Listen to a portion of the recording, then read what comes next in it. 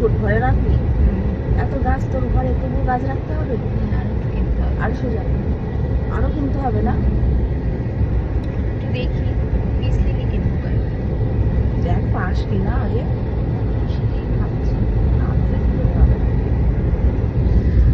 চলো দেখো গাছ পাও কিনা। রাইডে যাবি? রাইডে মোড় নিবি? রাইডে যাবো? হ্যাঁ রাইডে গাছ কিনতে আয়।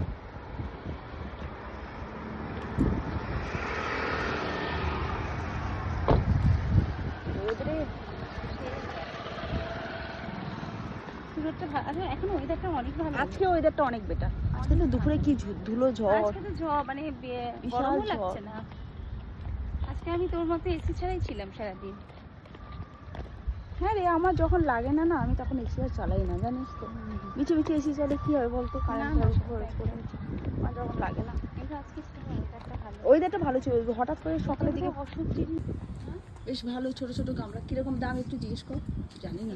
ভালো ভালো প্ল্যান। এই জন্য আমি আজকে এটাকে খুঁজে পেলাম। আমি বললাম দেখ পাশেই, অত দূর যেতেও নেই। যেতেও হবে না, যথেষ্ট ভালো ভালো প্ল্যান আছে। আর কি সুন্দর ছোট ছোট দেখ এই জিনিসগুলো ঘরে রাখার জন্য, তাই না? নিয়ে নিই এইটা আমার ভালো লাগছে, এই গাছটা। ভালো না? কত করে দাম জিজ্ঞেস কর এখন। না কিন্তু এটা সব আউটডোর প্ল্যান, সব আউটডোর প্ল্যান।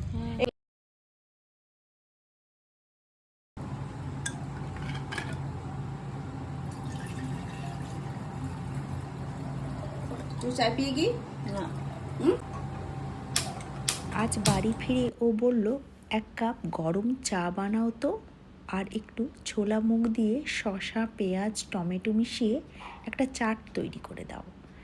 আমি ফ্রিজ খুলে দেখি সব আছে, শুধু শসাটাই নেই। তখন ভাবলাম যা আছে তাই দিয়েই বানিয়ে ফেলি।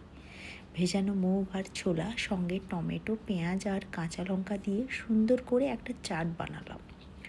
তারপর দুজনে বসে গরম চা আর সেই চাট খেতে খেতে বেশ ভালোই সময় কাটলাম। আমাদের সংসারে এই ছোট ছোট মুহূর্তগুলোই আমার খুব ভালো লাগে। বিশেষ কোনো আয়োজন নয়, দামি কোনো খাবারও নয়, শুধু এক কাপ চা, একটু চাট আর দুজনে একসঙ্গে বসে থাকা। এই সাধারণ মুহূর্তগুলোর মধ্যেই যেন একটা শান্তি আর আনন্দ লুকিয়ে থাকে।